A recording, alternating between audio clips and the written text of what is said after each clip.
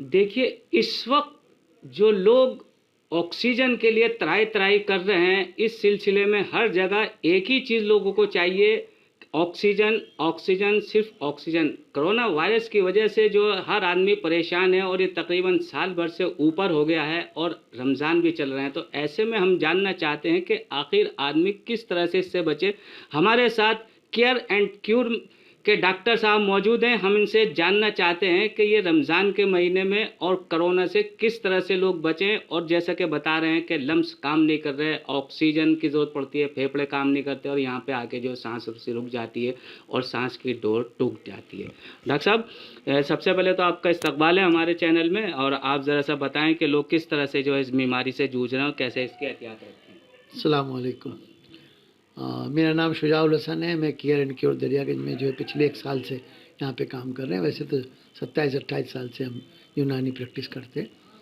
आजकल जो माहौल हमारे मुल्क में और ख़ास तौर से दिल्ली शहर में देखने में आया हुआ है, तो उससे बड़ी तकलीफ़ है कि आदमी इतना पैनिक हुआ है, इतना परेशान हुआ। तो मैं पहले एक बात वाज़ेह कर दूँ कि इससे परेशान होने की ज़रूरत नहीं, बिल्कुल नहीं है। बिल्कुल इसको ज़रा समझना होगा। यहाँ पे थोड़ा सा लोगों को अपने सोच को बदलना होगा, क्योंकि जो चीज़ें इन तकलीफ़ों में फ़ायदा करती हैं, हमारे यहाँ ये समझा जाता है कि वो चीज़ें उसमें नुकसान देती हैं। यानी सबसे पहली बुनियादी चीज़ है कि विटामिन सी के बारे में, कैल्शियम के बारे में समझा जाए, उसको अपनी ज़िंदगी में लाया जाए। तो वो कहते हैं सी तो खट्टा फल है और उससे तो जो है खांसी बढ़ जाती है। तो ये एक मुस्तकिल जंग है। इसको किस तरीके से इस काम को करें कि विटामिन सी अल्लाह ने खांसी को ही ठीक करने के लिए पैदा किया है। और सर्दियों में ही संतरा, मौसमी, किन्नू, माल्टा, सारे खट्टे मीठे रसीले फल सर्दियों में चलाएं। तो अगर घर में किसी को इस तरह की कोई तकलीफ़ हो जाए तो उसको चाहिए सबसे पहले तो वो इस बात को माने कि अल्लाह इस दुनिया को चला रहा है। उसका ऑप्टिमिस्टिक होना, आस्तिक होना, ये बहुत ज़रूरी है। और उसको ये यकीन होना चाहिए कि वो अपने वक्त से पहले नहीं जाने वाला। अमूमन इसमें ज़्यादा तबका वो परेशान हो रहा है जो सबब पर के पीछे दौड़ रहा है और बेसमझे काम कर रहा है, 5 तरीके से अपने पंचायती इलाज हो रहा है, वो डिस्टर्ब हो रहा है। आपका जो भी जहन है, आप जिधर भी रहना चाहते हैं, आपकी जो ख़ास तौर से जो इस्तेदाद है, जिस तरह की आपकी हैसियत है, उसके मुताबिक आदमी अपनी फैसिलिटी चाहता है। तो वो लोग, ख़ास तौर से जो लोग हॉस्पिटल तक जिनकी रसाई नहीं है, ऑक्सीजन जो ख़रीद नहीं सकते या वो इतनी महंगी मेडिसिन नहीं ले सकते, ख़ास तौर से हमारा फोकस उन लोगों पर है। उन्हीं लोगों पे हम काम कर रहे हैं, आम लोगों पर, कि वो अगर परेशान हो जाएं तो या उनके घर में तकलीफ़ आ जाए तो वो किस तरह से अपने आप को मैनेज करें। बिल्कुल सही बात। तो बुनियादी बात ये, पहले अल्लाह की ज़ात पे यकीन करें कि वही ठीक करने वाला है, वही कादिर मुतलक है। दूसरी बात ये, इस पर पूरा उम्मीद रखें और इसके तहत काम करें और ये समझ लें कि हमारी मेहनत रायगा होने वाली नहीं है। अगर इसका बदल यहाँ नहीं मिलने वाला तो कहीं और मिलने वाला है। ये बात आखिर तक समझ लें, पर उम्मीद रहें। दूसरी बात, सफाई रखें। ये निस्फ ईमान है कि अपने हाथ को धोते रहें। अगर आप सैनिटाइज़र लगा रहे हैं ठीक है, नहीं तो सीधे सीधे साबुन से धो लीजिए। और सोशल डिस्टेंसिंग रखिए, आप जो है फासला रखिए। इसको आपको आदाब वो सीखने होंगे, खांसने के, छींकने के, बोलने के। ये दरअसल ये हालात हमें अखलाकियात सिखा रहे हैं। तो हमें दोबारा से अपने उन तमाम चीज़ों को सीखना और समझने की ज़रूरत है। अगर किसी घर में इस तरह के हो जाए तो सबसे पहले उसके कमरे को वलन अलग कर दीजिए और इसमें किसी किस्म का वो ना समझे कि ये हमारे साथ क्या भेदभाव हो रहा है। वो खुद जिसको तकलीफ़ हो रही है, छींकें आ रही हैं, खांसी आ रही है, उसको चाहिए कि वो थोड़ा सा लोगों से अलग हो जाए। और मैं पूरी जिम्मेदारी से कह रहा हूँ कि ये नज़ले ज़ुकाम खांसी की बिगड़ी हुई शक्ल ही है। चलिए इसको वायरस कह देते हैं, तो वायरस का ना पहले इलाज था ना आज इलाज है। तो एहतियात ज़रूरी है, डाइट ज़रूरी है, नर्सिंग ज़रूरी है। तो आप अगर किसी की पतली सी नाक बह रही है तो हमेशा से जो नज़ले हार का जो जुशादा काढ़ा है, जिसमें 2-3 चीज़ें होती हैं, बेदाना, उन्नाब, सपिस्ता, बरगे तुलसी या इस तरह बगाव ज़बा, मुलेठी, ये डाल के उबाल लें। और जोशादे को कभी भी गरम गरम नहीं पीना चाहिए, ठंडा करके पीना चाहिए। दूसरी बात ये है कि अपने उल्टे सीधे पेस्ट ना करें। नीम की लकड़ी से मिसवाक करें, और मैं तो कहता हूँ 4-5 बार करें, 5 बार करें। इससे देखो हिकमत नज़र आएगी करने के बाद। और कब्ज़ ना होने दे। अगर रोटी की तरफ को मन नहीं कर रहा तो आप जो है प्रोटीन पाउडर आते हैं, या आप फ्रूट कस्टर्ड है वो बना के ले लें, साबूदाना ले लें, सूजी का हलवा बना के इस्तेमाल कर लें, दाल इस्तेमाल कर लें, थोड़े चावल इस्तेमाल कर लें, गुड़ का ख़ास तौर से इस्तेमाल रखें, प्याज का इस्तेमाल रखें, दही का इस्तेमाल रखें। डॉक्टर साहब आपने बताया गुड़ का इस्तेमाल, बड़ी अच्छी बात है, लेकिन आजकल गुड़ मसाले वाला बहुत आता है, तो ये कैसे पता चलेगा कि अरे चलिए उस तक सारी ज़िंदगी मसाले वाली हो रही है और केमिकल वाली हो रही है। केमिकल होता आप है। पानी में उसको बॉयल कर लीजिए और उसी में अदरक डाल दीजिए, जी। उसी में थोड़ा नींबू निचोड़ दीजिए, उसी को थोड़ा थोड़ा करके पिलवा दीजिए। तो या गला अच्छा, साफ हो जाएगा। वोमिटिंग की तरफ को ना आने दिया जाए।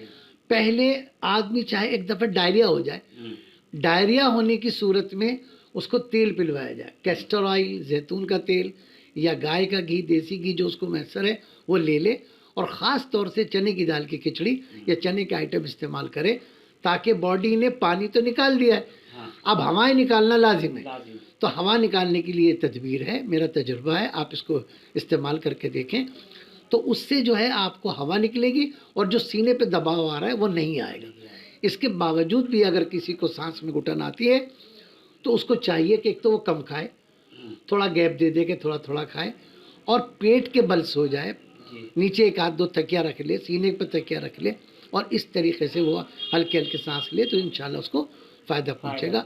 सर पे कपड़ा बांध ले, सफाई रखे, ढीले कपड़े पहने, मोटे कपड़े पहन ले, और पंखे से अगर सर्दी लग रही है तो पंखे से, एसी से बच जाए, एक नॉर्मल टेम्परेचर में अपने आप को रखे और अल्लाह पर यकीन रखे, वो बिल्कुल बिल्कुल ठीक हो जाएगा। और अगर अल्लाह ने उसको पैसे दिए तो थोड़ा फूड सप्लीमेंट के बारे में जाने और अपनी ज़िंदगी में उसको लाए, तो हमारी लाइफ में ऑर्गेनिक चीज़ें बहुत सारी मैसर हैं। न्यूट्रीलाइट को मैं इसमें रिकमेंड करता हूँ कि उसकी चीज़ें इस्तेमाल करें। और ख़ास तौर से पिछले 20-22 सालों से हम एक पाउडर फॉर्म में एक दवा देते हैं लोगों को, इसी क्रॉनिक फेज़ को ठीक करने के लिए।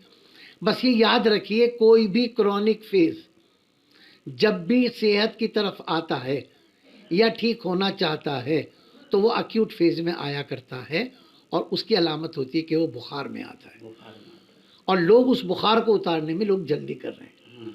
उसको बुखार को उतारने में जल्दी ना करें, बल्कि उसको आप वो बुखार में जो मिनरल्स लॉस हो रहे हैं वो आप देने की कोशिश करें, डिहाइड्रेशन में न जाने दें उसको, पानी इस्तेमाल कर लें, पानी में गुड़ घोल लें, उसमें नींबू डाल लें, थोड़ा थोड़ा करके उसको पिलाते रहें और अपनी एनर्जी को मेंटेन रखें। तो मैं कहता हूँ 2 से 3 दिन में आप इसे कवर कर जाएंगे और आपको यकीन भी हो जाएगा। बिल्कुल बिल्कुल। देखिए ये थे हमारे साथ डॉक्टर साहब, इन्होंने कितनी उम्दा बातें बताई हैं और जड़ी बूटियों के बारे में, फ्रूट के बारे में बताया कि सबसे पहली बात तो आपको ईमान होना चाहिए ऊपर वाले के ऊपर।